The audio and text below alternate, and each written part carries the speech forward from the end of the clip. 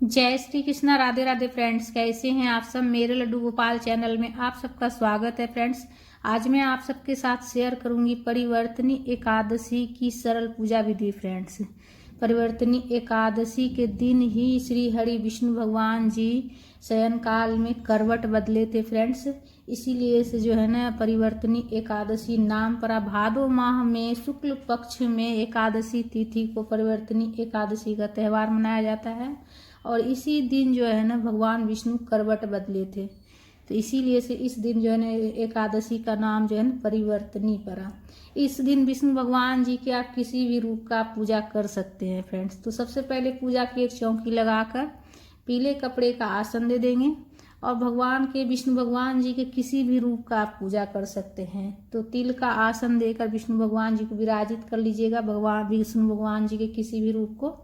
और आप जो है ना गणेश जी को विराजित कर लीजिएगा तिल का आसन देकर। कथा की पुस्तक हो तो वो भी पूजा में रख लीजिएगा। पूजा में सबसे पहले दीपक प्रज्वलित कर लीजिएगा। घी हो तो घी से दीपक प्रज्वलित कर लीजिएगा, नहीं हो तो आप तिल के तेल से भी कर सकते हैं। अक्षत का प्रयोग नहीं करना है फ्रेंड्स, ठीक है। एकादशी के दिन जो है ना पूजा में अक्षत का प्रयोग नहीं किया जाता है, इसलिए आप जो है ना तिल का आसन दे सकते हैं भगवान जी को या पुष्प का आसन दे सकते हैं। सर्वप्रथम हम लड्डू गोपाल जी को स्नान कराएंगे। तो तुलसी पत्ते का आसन देकर विराजित की हूँ मैं और शंख से स्नान करा रही हूँ फ्रेंड्स। तो अगर शंख हो आपके पास तो शंख से भी आप स्नान करा सकते हैं या फिर दूध दही पंचामृत से भी आप स्नान करा सकते हैं। गंधोदक स्नान भी करा सकते हैं फ्रेंड्स उस दिन एकादशी के दिन, परिवर्तनी एकादशी के दिन। तो मैं शंख से करा रही हूँ।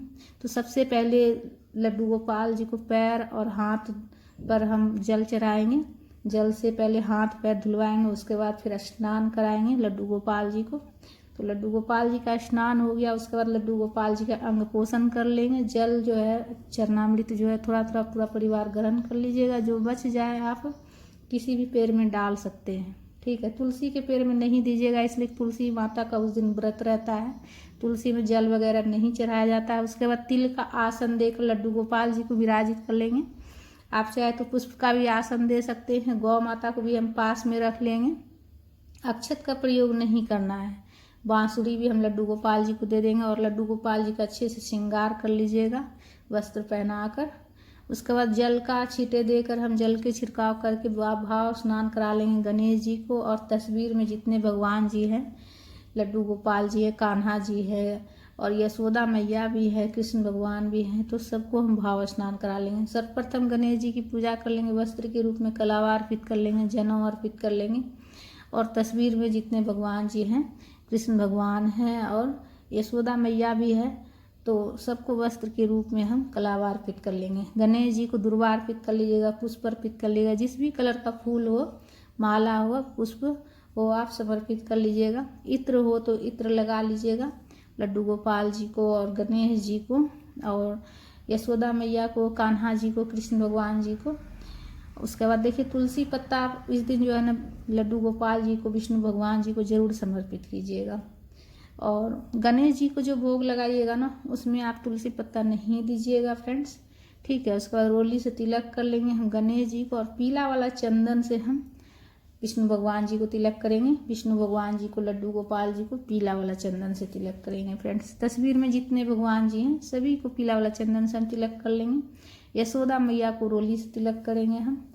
गौ माता को भी तिलक कर लीजिएगा और तिल चढ़ा लीजिएगा पूजा में। अक्षत का प्रयोग नहीं करना है, ठीक है। एकादशी की पूजा में अक्षत का प्रयोग नहीं किया जाता। उसके बाद सर्वप्रथम हम जल का भोग लगाएंगे। उसके बाद गणेश जी को हम भोग लगा रहे हैं बतासा का। गणेश जी का जिस चीज़ का भी आप भोग लगाना चाहे लगा सकते हैं, फल मिठाई और फ्रूट वगैरह, फल वगैरह का भोग लगा सकते हैं, लेकिन गणेश जी के भोग में तुलसी पत्ता नहीं दीजिएगा, इस बात का ध्यान रखिएगा। और विष्णु भगवान जी को तुलसी पत्ता जरूर समर्पित कीजिएगा। और तुलसी पत्ता आप जो है ना एकादशी के एक दिन पहले ही तोड़ के रख लीजिएगा। एकादशी वाले दिन तुलसी पत्ता नहीं तोड़ी जाती है फ्रेंड्स। पूजा में कुछ दक्षिणा जरूर रख लीजिएगा, इसलिए कि दक्षिणा रखने से अगर हमारी पूजा में कुछ कमी रहती है तो उसकी पूर्ति हो जाती है। हाथ में पुष्प लेकर कथा की पुस्तक हो तो कथा पढ़ लीजिएगा फ्रेंड्स, कथा पढ़ लीजिएगा, कथा महात्म्य पढ़ लीजिएगा। अगर नहीं हो तो आप जो है फ़ोन में भी सुन सकते हैं या फिर आप किसी पंडित ब्राह्मण से भी सुन सकते हैं फ्रेंड्स। तो कथा पढ़ लीजिएगा। अगर कथा की पुस्तक हो तो फ्रेंड्स कथा पढ़ने से जो है बहुत अच्छा होता है, सुनने से भी बहुत अच्छा होता है। इसलिए अगर कथा की पुस्तक हो तो पढ़ लीजिएगा, नहीं तो आप सुन लीजिएगा किसी से। हाथ में पुष्प जो है वो प्रभु के चरणों में हम समर्पित करेंगे कथा पढ़ने के बाद। उसके बाद धूप प्रज्वलित करके हम धूप दिखा लेंगे, सभी भगवान जी को धूप दिखा लेंगे। उसके बाद देखिए आरती कर लेंगे।